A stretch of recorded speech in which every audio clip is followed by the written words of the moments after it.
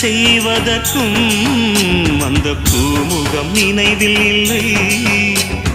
வாசலில் மறைந்து விட்டாள், அவள் வாசனை மறையவில்லை. திருடிச் சென்றதை திருப்பி தந்தால் அந்த இதயத்தை அவனுக்கு பரிசளிப்பேன். திருடிச் சென்றவள் திரும்பி வந்தால் மிச்சம் இருப்பதை மீண்டும் திருடச் சொல்வேன்.